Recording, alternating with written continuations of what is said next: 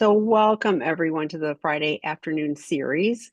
Debbie McRae is joining again today. It's been so long since we've had one of these, and I did note, but I'm going to add it to the recording too, that the time will change for these. If you're joining live, watch the information on our website with the time zone or time change. We do change that.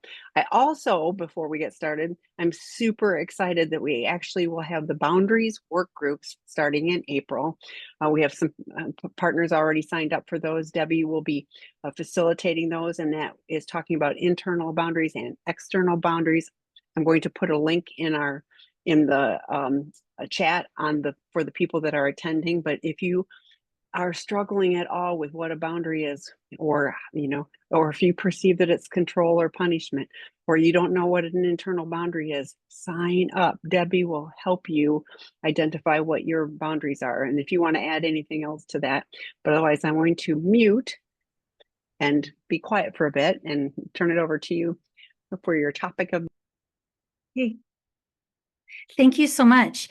I always bring into these webinars situations that come into my office. One of the things that has been coming in recently is safety seeking. People that are in safety seeking behaviors. We know that safety seeking is actually part of the codependence model, in that the betrayed partner's behaviors in trying to make sure that their addict or recovering partner is safe is they may step into certain behaviors just to make sure that they are safe. It's safe enough to move towards them. So I'd like to talk today about the difference between unhealthy and healthy safety seeking. So let me give you some examples of what I've seen recently. One of the things I see is the betrayed partner who comes into my office really struggling with emotional regulation. And as we dig deeper, what I find is that partner is doing a lot of safety seeking that is triggering them and taking them back into emotional dysregulation. And we're going to get into a little bit more about safety seeking, but we're not against safety seeking. We don't see it as good or bad. However, we do see it on that spectrum of healthy versus unhealthy. And one of the ways we know that safety seeking behavior you're in might not be the best is because you have that emotional dysregulation. I've also had an addict partner recently come in and share that their cameras installed in every room in their house except for the bathroom, and that they feel like they're constantly being monitored. And with that brings a lot of shame. It's understandable why the partner who's been betrayed might want to do that. But in this case, I was struggling in getting this person out of the dysregulation, emotional dysregulation as a partner because of this situation. Another situation, it would be the betrayed partner who puts a tracker in their recovering partner's car and then spend a lot of the day checking the phone, making sure they're where they say they're going to be, tracking what they're doing, and it's done without the knowledge of the recovering partner. Another one that I've been dealing with is the partner who is in recovery coming in and saying that they're really struggling with their recovery because there's so much disconnection, there's so much arguing, and the recovering partner is experiencing the betrayed partner's rage. And with that, they get triggered, they struggle with their sobriety, they have slips. So we have to kind of weigh this safety seeking and what can we do to actually create the safety. Like we know through codependence, this is a natural response into trying to figure out, is my partner in my relationship safe? Especially if I've been impacted by somebody who's got an addiction, where there's been betrayal because of sexual behaviors. And we don't see this as dysfunctional. Like I said, we only see this as healthy versus unhealthy. With codependence, it acknowledges that safety seeking is an attempt to try to preserve connection. And in preserving connection, I'm trying to make sure I'm not harmed as the betrayed partner. The betrayed partner's nervous system really registers this breach of trust immediately upon discovery. And this relational trauma is what triggers the betrayed partner into trying to restore some sense of security. And the vehicle with which they do that is safety seeking. So, like I said, safety seeking can manifest in both healthy and unhealthy ways. So, how do you know the difference? It's pretty simple. If it's healthy, it's going to support healing and connection. If it's unhealthy, then it perpetuates distress, fear, emotional dysregulation, and disconnection in the relationship itself. So, what we're going to work on today in this webinar is shifting from the fear-driven behavior of the unhealthy safety seeking and look at some safety seeking that supports healing and connection.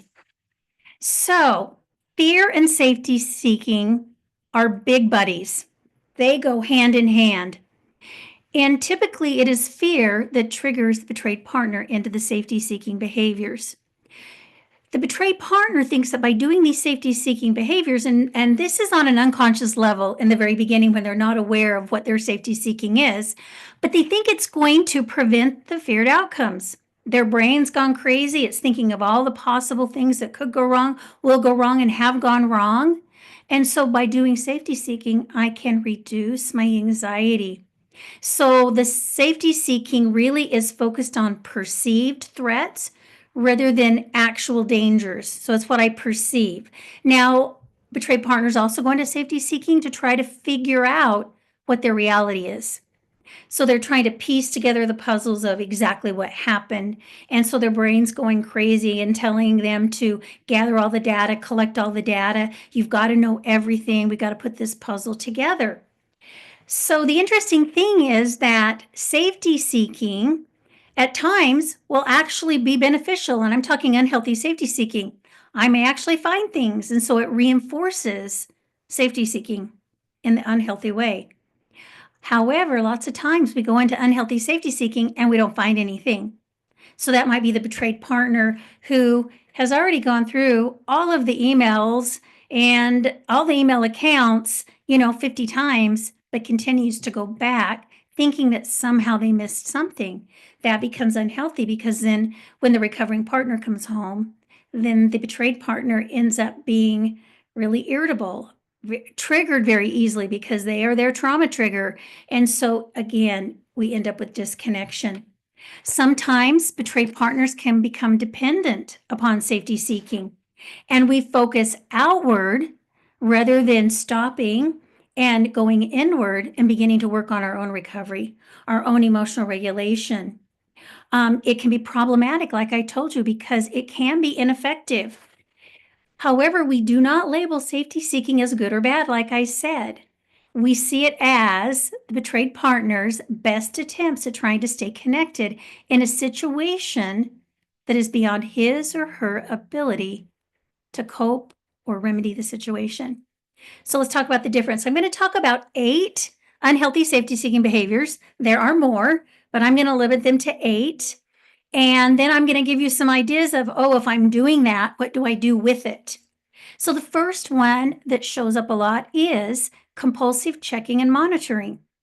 So with this, the betrayed partner is obsessively checking the partner's phones, their emails, their location, their social media, because they want to make sure that they're not going to experience any more betrayal. That's a really hard one because in the early days, you really do want to know. And sometimes that's the only way that you can get all the information. But notice that I use the word obsessively. I think obsessively means that I'm doing it all the time. That's my thoughts are all about it. I'm thinking about the next thing to do.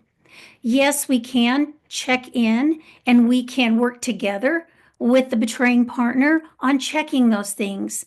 But this is the type of checking where you're doing it very secretively. You might go and grab their phone at night.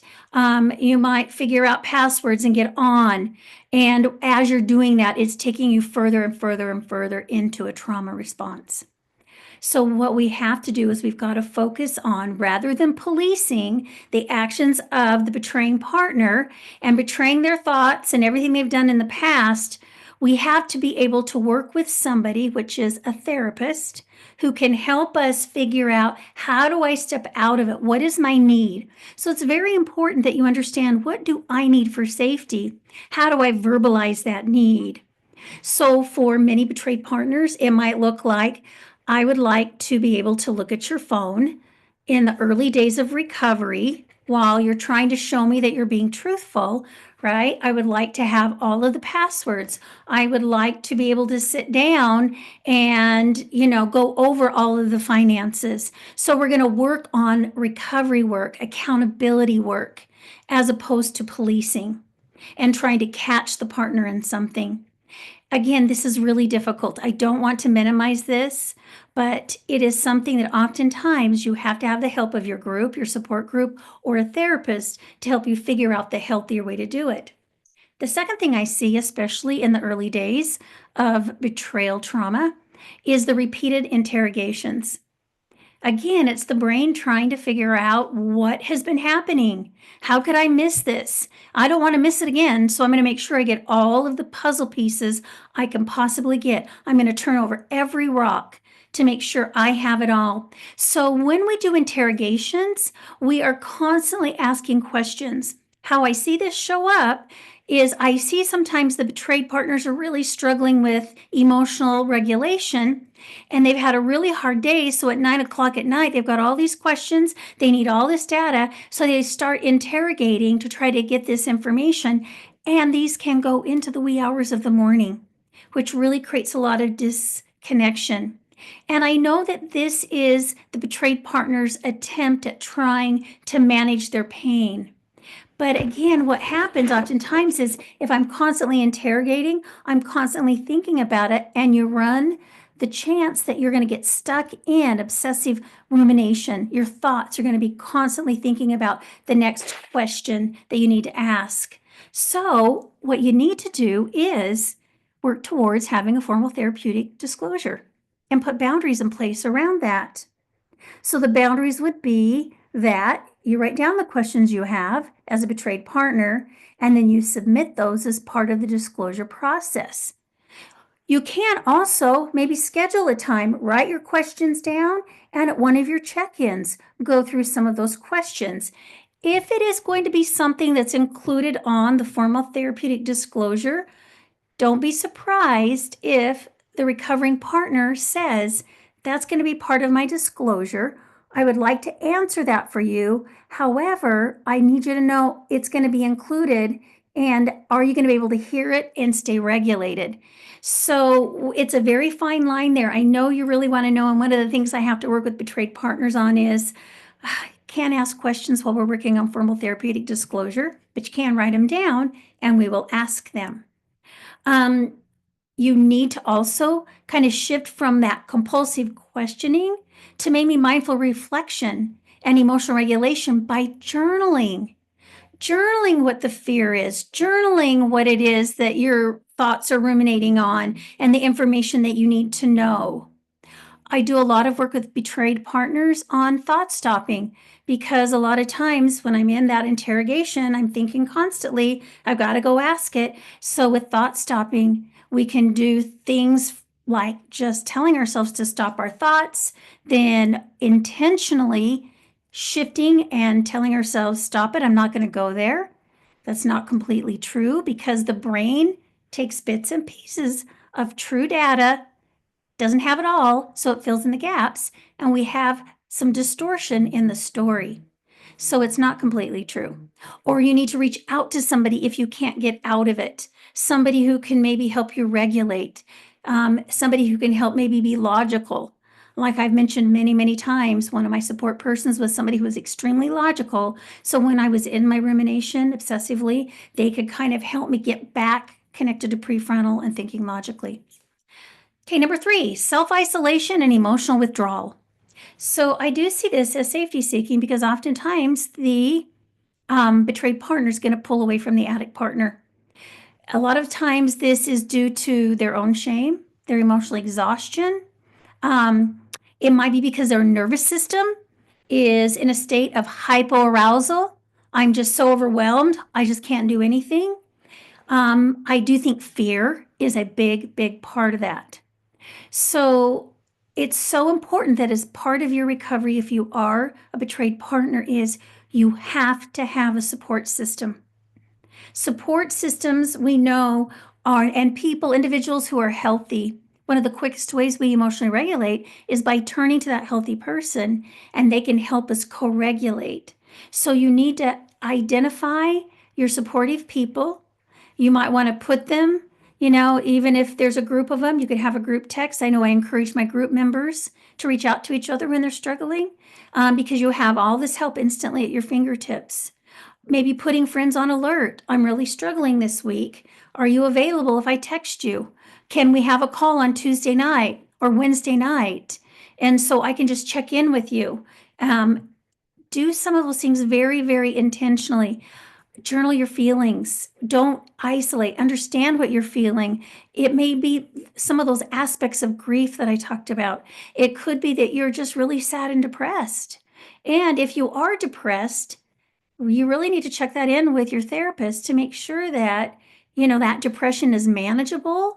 Maybe you can add some new skills and tools, or maybe you need to be referred out and see a psychiatrist for some type of support for several months to help you get regulated, increase your window of tolerance. Okay, another thing that happens is that hyper focus on the betraying partner's recovery.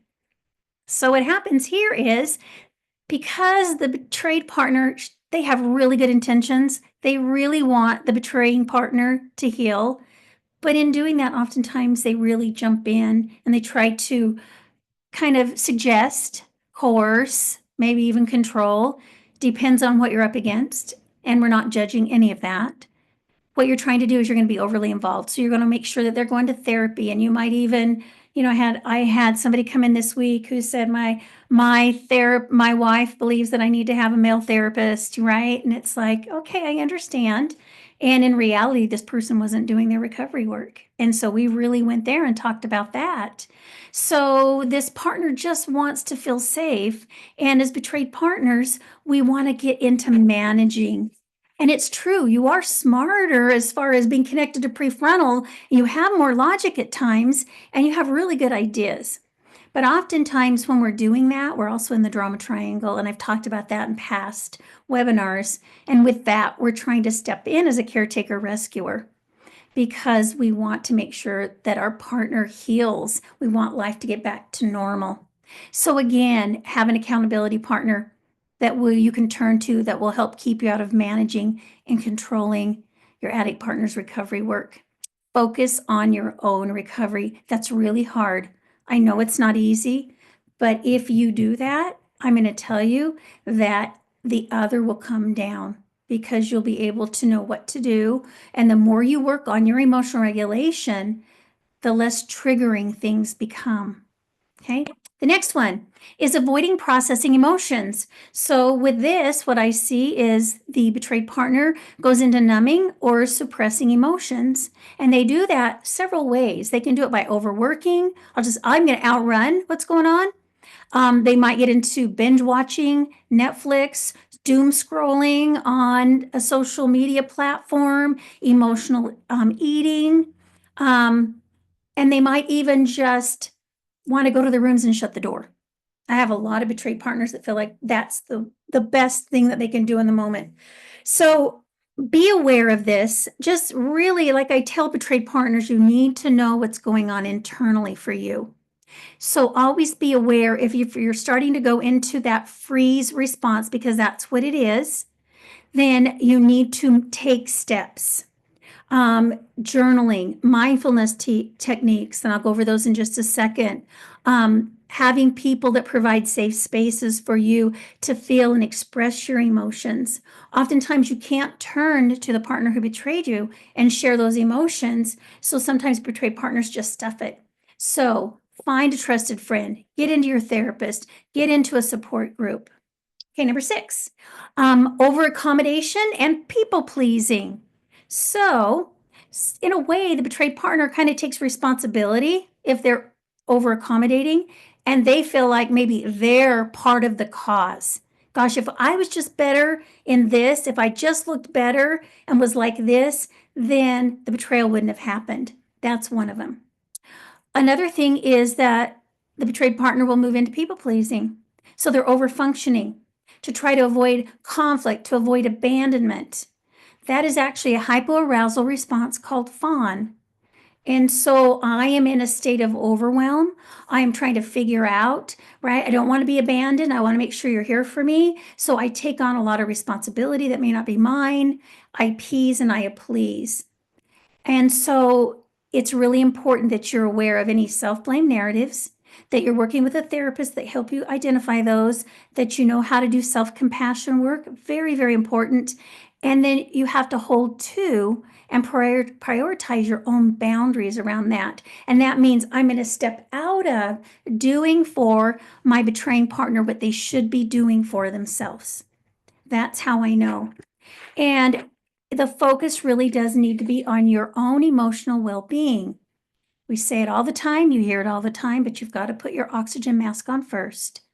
Really, really important. 7 is using anger to control or punish. Anger and then rage comes from that fear associated with the discovery and the disclosure. So when we're in these states, there's a lot of threats, there's verbal attacks, there's shaming, there's name calling, there's threats to leave. All of those things occur and it creates more and more disconnection. Now, a side note here, rage is not just anger, it's a combination of a variety of emotions. It's very intense and it is not healthy. In fact, it can be abusive. So if you are struggling with raging, please, please, please get in to see somebody who can help you with this. Get into a CSAT. Have them help you emotionally regulate.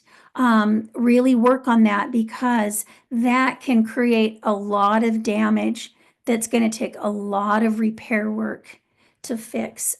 So work with a therapist. Let that therapist, validate you and let you know that anger is justified. Let them teach you how to recognize your anger. And then once you recognize the anger, what do I do with it?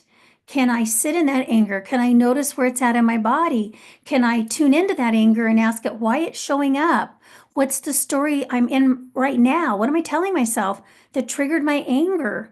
What do I need to learn from my anger? And is my anger trying to make me aware of something I need to do differently? So all of those things we can learn from anger.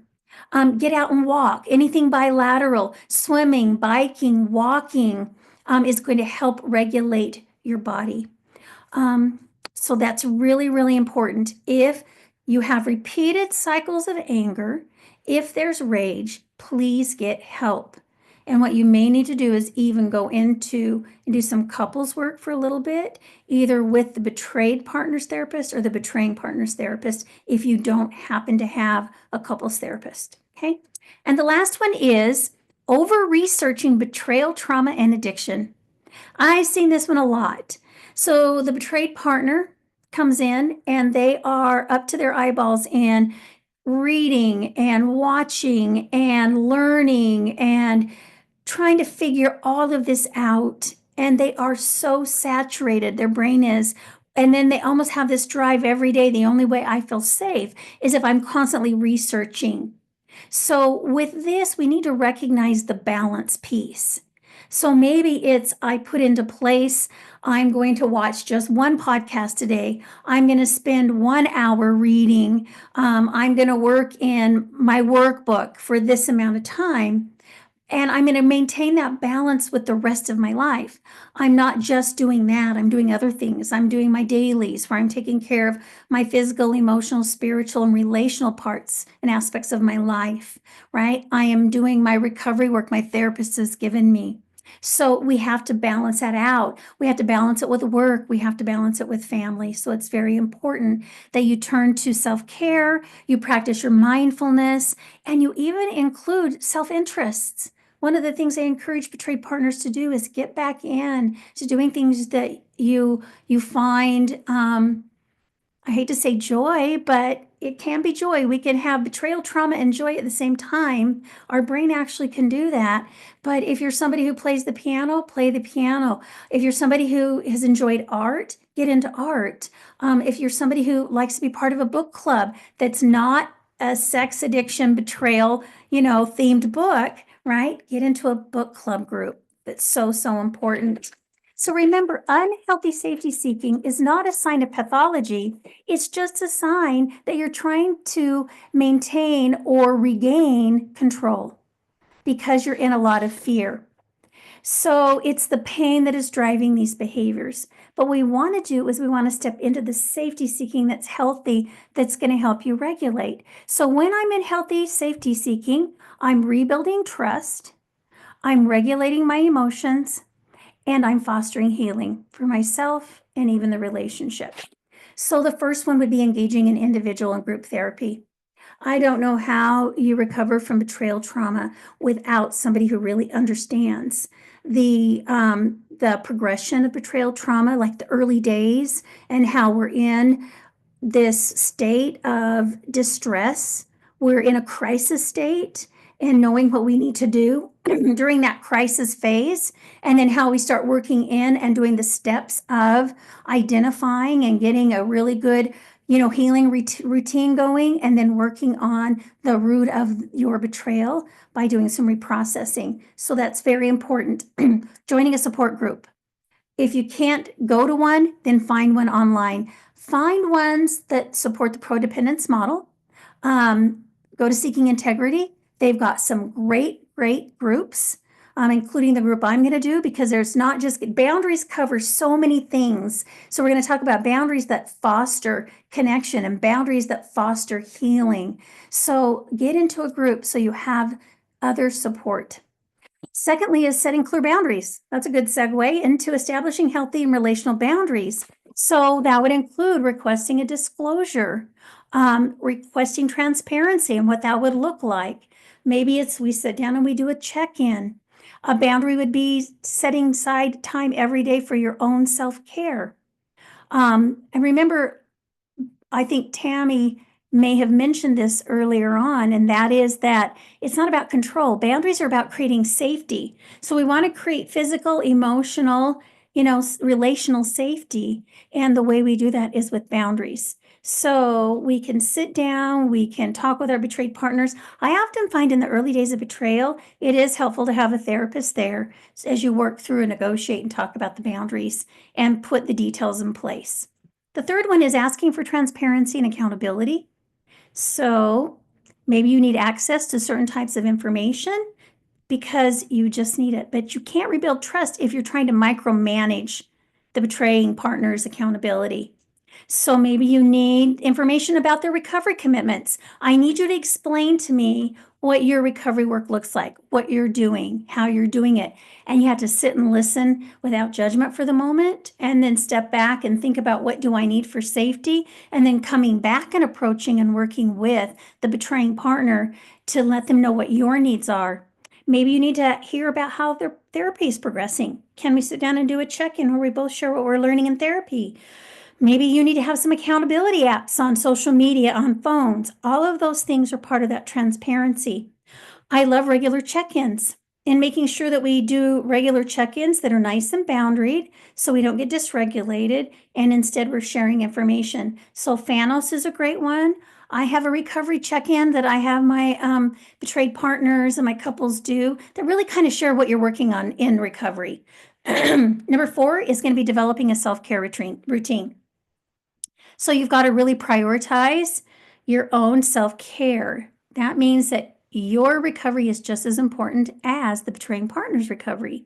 So that means that you need to set aside time. You need your betraying partner to honor that time, that you go out and you do things like exercise, or you go to a meditation class or a yoga class or a sound bowl class. Maybe you go somewhere and you take a class where there's artistic expression, but every day you're focusing on doing activities in each of those 5 areas I mentioned: physical body, supporting it, your spiritual part of yourself, the emotional part of yourself, the self-care, what do I need, and then that relational part. So very important.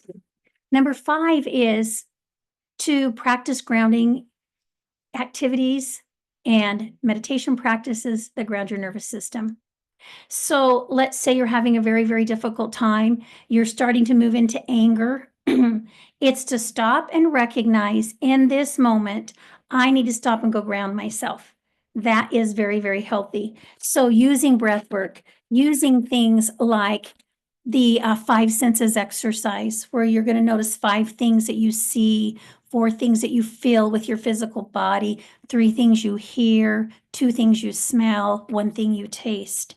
Very, very important to learn how to do that. I'll tell betrayed partners, go outside and sit on the ground. Now, some of you still have snow on the ground. I wouldn't recommend that, but when there's grass and it's available, go outside and sit on the ground. Even sit on the ground in your house. It's a very grounding movement. Do some of the tapping. I've talked about, emotional freedom technique, tapping on meridian points in your body. That actually calms the nervous system down. So you can go to YouTube and find lots of information on that. Again, reaching out to people for healthy support. And I love journal dumps. You just get it out of your body. Really, really important. Okay. Instead of interrogating, you're going to request for a therapeutic disclosure. So if it's appropriate, you're going to work with your trained therapist, your CSAT, to facilitate a disclosure, because this is where we really get into the deeper healing. Now, if there's issues and your betraying partner doesn't want to do a disclosure, that's work that they need to do with their individual therapist, and you can be included on a session or two to share why you need it. I have seen that happen. And so we sometimes need to get to the why. Usually there's a lot of denial, there's lots of shame that the betraying partner needs to work on. Another thing, creating a personal safety plan. Just know what you're going to do, what steps you're going to take when you're triggered. Excuse me. So make sure that you step into your self-care things that are going to help you in an emergency. Excuse me. We have lots of allergies right now. Those of us that live in Arizona, it's that time of year. All of the trees are starting to bloom. So, for example, you might have a friend to call. You might have a playlist that you go listen to. You might have a safe space that you go to and retreat to and do some of your grounding exercises. It's just really important that you write it down. I have the women in my groups will put together first aid kits. And in that first aid kit, they put things like essential oils. They put stress balls. They'll put stones, worry stones. They will put earphones to use with their phones. They can listen to music. They'll have inspirational quotes. They'll have pictures, just things that they find very, very grounding. So have something. So when you get into that anger, when you get really emotionally dysregulated, you know where everything is at that you can use. And then the last thing I want to talk about is really setting and maintaining good personal internal boundaries. This could be a whole webinar, but it's about really focusing on my own behaviors and knowing how I'm going to step into boundaries and those behaviors, right? I'm going to boundary my behaviors and to do that. So I don't want to further damage the relationship by having anger or by using shaming language or by reading my recovering partner's, recovery work. Those are the kinds of good boundaries that you need to have. So you have to look at your boundaries in terms of what's going to help me repair, rebuild, maintain healthy connection. It's very, very important. So I hope that's helpful. I know safety seeking is something that every betrayed partner experiences. And I know as we see betrayed partners heal, we see the more recovery they do, we see the unhealthy safety seeking decrease and the healthy safety seeking increase.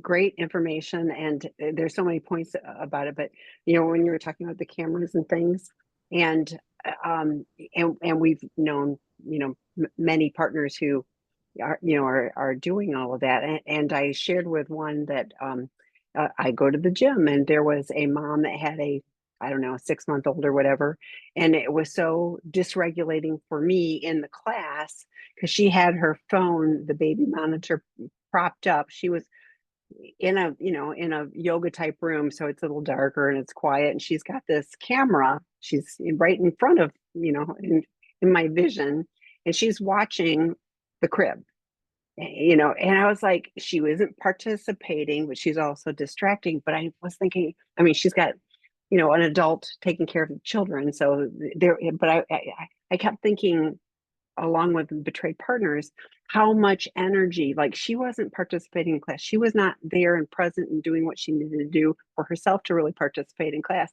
because she's so busy focusing on, the video. And I thought, like, this is stealing, Mm. the time from a betrayed partner. And I know, like, I need to know what he's doing. I'm using pronouns, but I need to know what he's doing. I need to know what he's doing. And I was like, at what cost? At what, the cost to you is great. He's going to do or not do. You catch him on the video or not. And I'm not making light of any of this. Please hear me. I am not. But I'm like, he's going to do or not do. So what do you need to do to take care of you? Rather than that. You mentioned journaling so many times, and I know that is such a powerful thing. But yeah, to do the journal dump and to, and I was thinking even when you're talking about getting dysregulated. And I thought it would be so valuable, in my opinion, to journal about, what are the points where I feel dysregulated, so that, starting to see the patterns. Debbie Allen did a webinar in June of 2023. You can go look it up, but she did the 3 circle for partners. And Yeah. the inner circle could be, that I'm spending too much time, too much energy focused on the addict partner, betrayer partners, behaviors and actions. And I thought, yes, because again, can't do anything about that person, but you sure can, take care of you. And I agree with you. You can have joy. The paradox of this is I can have joy, I, I love little kids. If I'm playing with a little kid, I don't care what else is going on in the world, I'm joyful in that moment, and so you can have the paradox of, yeah, this area is really, turbulent and chaotic and hurtful. And the more we are able to step into that. I love that you were talking about, having someone that regulates you. Years ago, I remember what the situation was, but there was a situation, and I went to my 12-step meeting. I sat down and my friend, said, what's going on? In the couple minutes before the meeting started, I hadn't even started the meeting and I was going to be okay. But she reminded me I was okay in the moment, like she just brought me back down to the reality, because I had future tripped onto everything's horrible and it's, everything's going to fall apart. And she reminded me that in this moment, I'm okay. And I didn't get that dysregulated about that situation. Again, it didn't change the situation at all. It was still a problem, but like I was able to maintain. Um, and you were talking about, there are 2 things that you talked about. The addict has to take responsibility for recovery. I, and you didn't say it exactly like that. I added that, but it was like, if there's a hyper focus, we will never take ownership and do recovery for ourselves.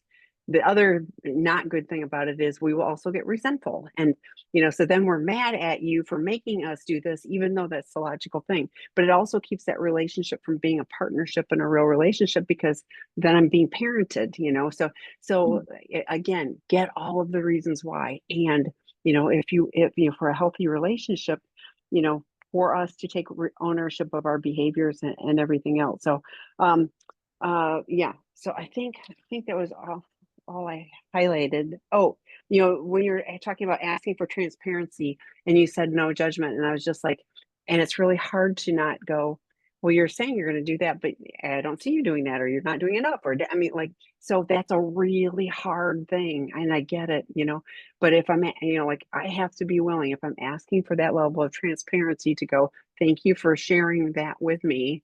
Now that can mean I need to go talk to my people about, makes me fearful, I'm fearful that they're not doing enough, and what do I need to do to take care of myself? But, it's again, that paradox of things. So, Yeah. but great things. And the grounding exercises, like, I love all of those things, and I have used your stop, because there was a situation and I'm like, stop. So I'm thinking of my friend Debbie when I'm doing that. But, Yeah. whatever it Yeah. is, Yeah. yeah. Stop it, stop it, stop it, stop it, stop it, stop it, stop it. I tell my clients, if you got a thought that's going 7 times, say that, and then distract. Yeah, absolutely. And it's challenging, I'm not gonna lie, in the moment, to get to the point where, like, this is looping and I got, like, enough, I can never get that time back, and I don't want to do that, and I can find myself, mindlessly, like running. If I've run a mile and I don't even remember where I am because I've got some negative thought going through my head, it's fine if it's positive, but if it's a negative chain of thoughts, that is not where I want to be. And so, being mindful, being intentional, and being focused, it can really help. And none of this stuff is like, oh, it's just easy, go do those things. No, this is like hard and choosing, and but going, I value me, and I value my my serenity, like the world is full of dysregulation. What can I do to be okay regardless? So, Mhm. okay, so the first question, and that means we'd love more questions. I'm the betrayed partner, 6 months in, 5-year relationship, and gaslighting, cheating, and solicitation while traveling. All devastating. Betrayer did intensive therapy, sex addiction, and high on narcissism. We tried for 5 months. I need space. And then we separated for a month. We separated a month ago because he was not acting out, but lying by omission. Since separation, he seems to have dropped everything and says sex addiction is not an issue, which is so painful. But should I continue to leave him alone? Okay, just a couple of things that I'm going to kind of just wing it here and guess and just talk about possibilities.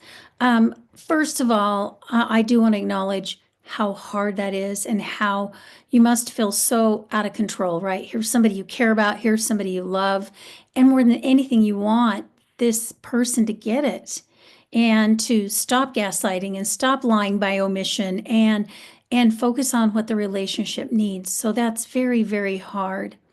I'm assuming that you needed the space because you were having a very difficult time regulating, right? It's hard for me to stay in this situation. And so I have to step back and go to a place where I can focus on me and my own recovery.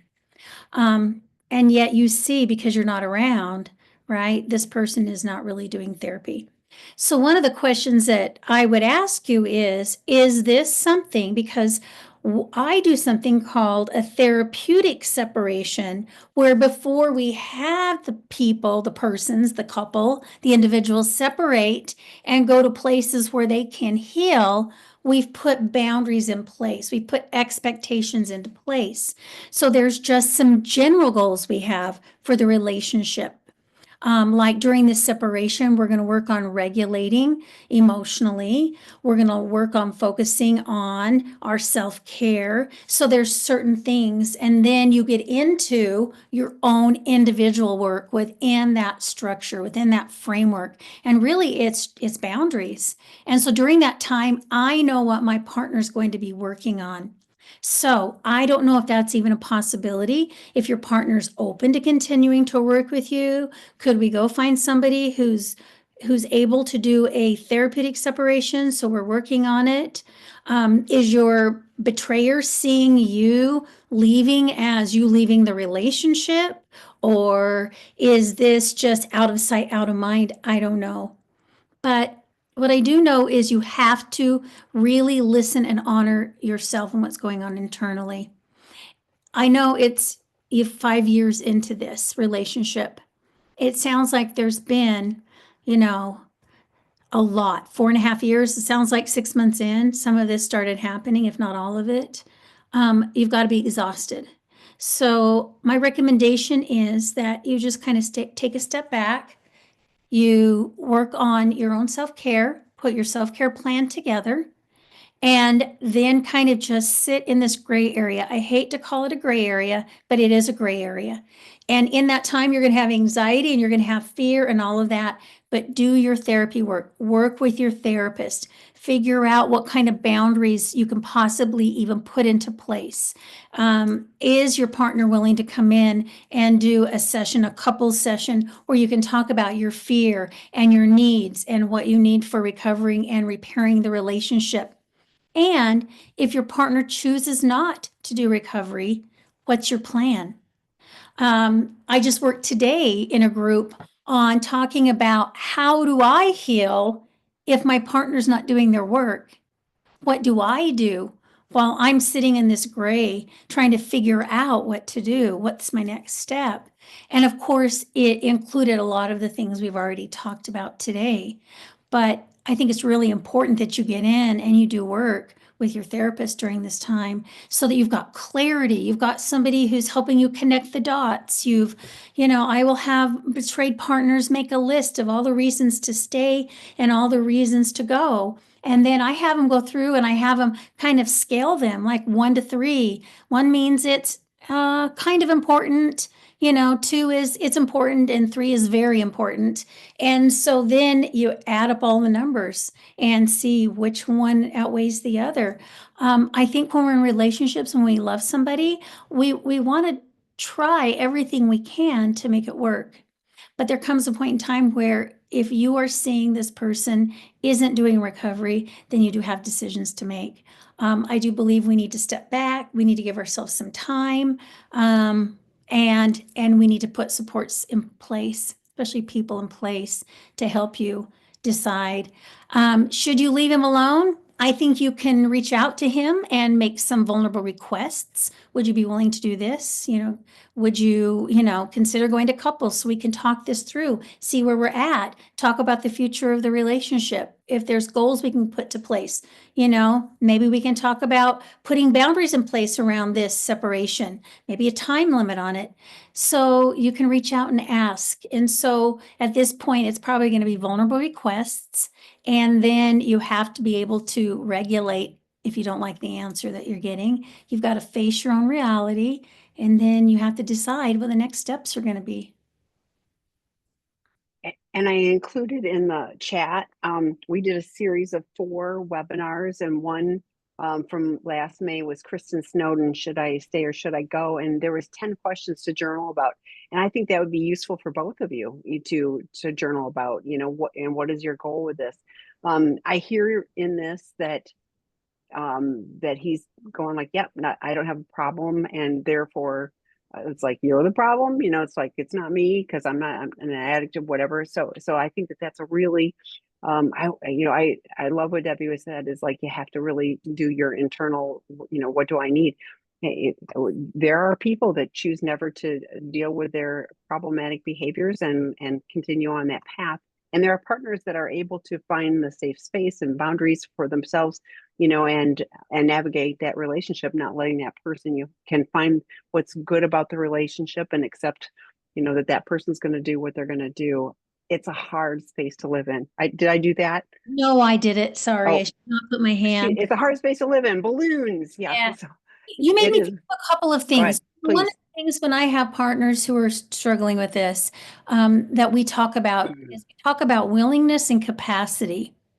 That as a betrayed partner, I need to see the betraying partner really being willing to do recovery, to have that intrinsic motivation, meaning it's internal.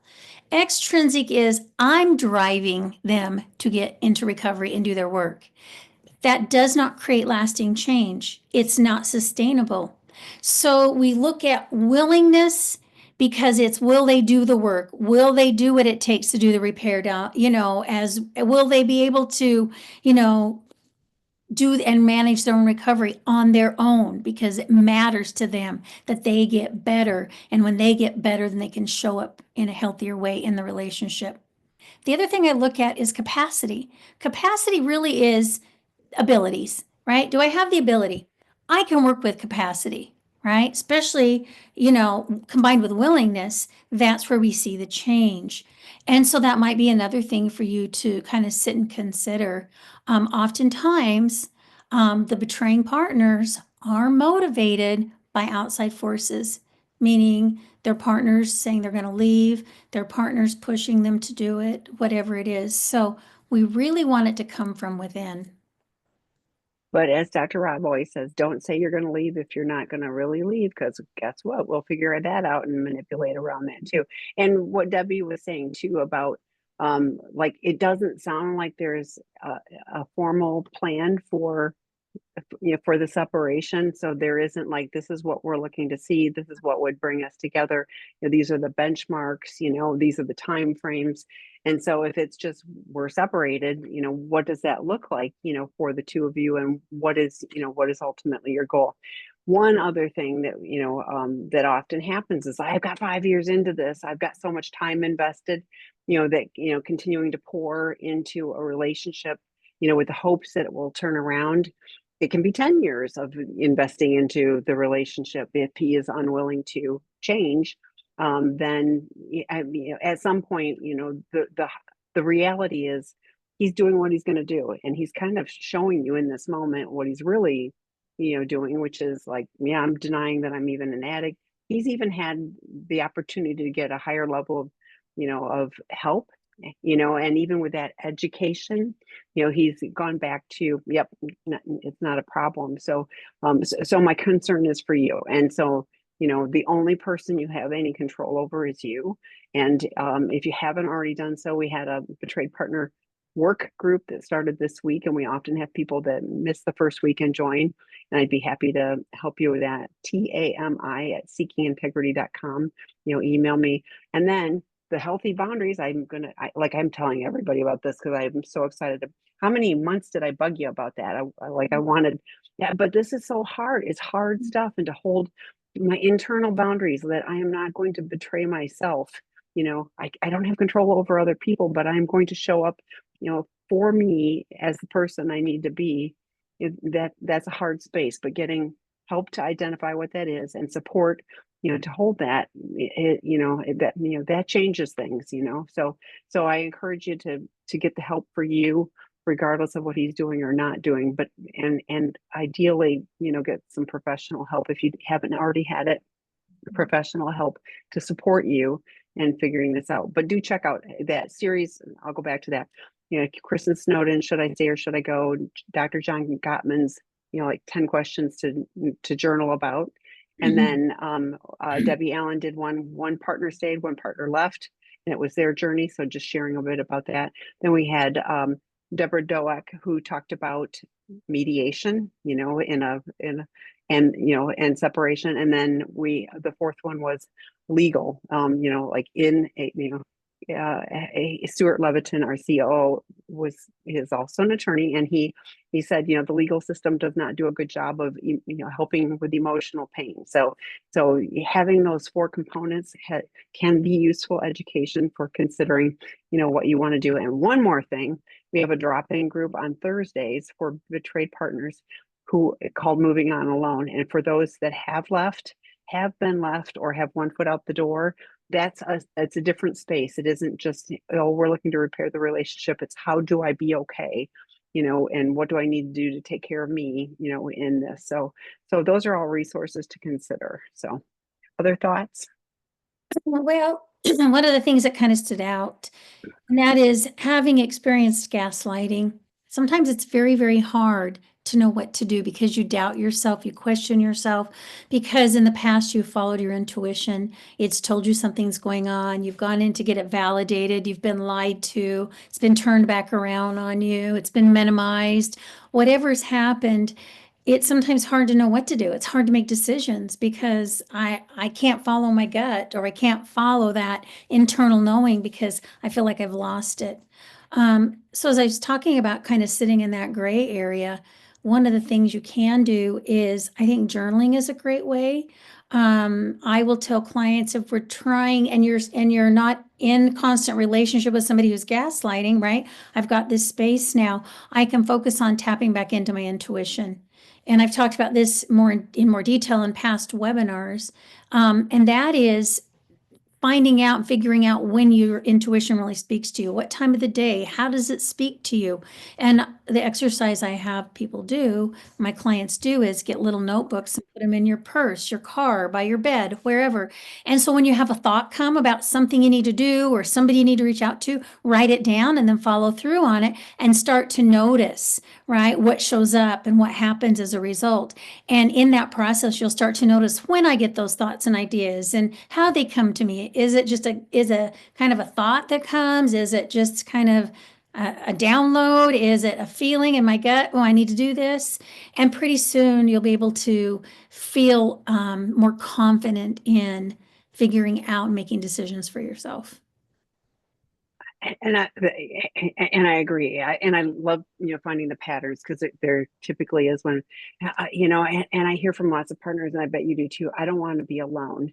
Mm, But the flip side of it is, when they really start looking at the relationship, they were really alone in the relationship. And so it's a hard reality. And again, stay or go, everybody gets to pick, but just choosing, and not just settling, making sure that you're choosing. And how do you not be alone in a relationship when someone's doing that? Well, that's creating a tribe, getting all the support that you need to be okay, and finding joy and having other activities, and not making that person and their addiction, a mhm. focus, for your life. So, Yeah. okay. All right. Thank you so much. It was delightful to see you. I always appreciate the Yes. information. Thanks for the questions, everyone. Again, reminder that with daylight savings time, this time will shift. It will be at 2:30 Pacific time. So I will get the information posted. Hope you'll join us next time. So thanks, everyone. Thanks, Bye, Debbie. everybody. Bye.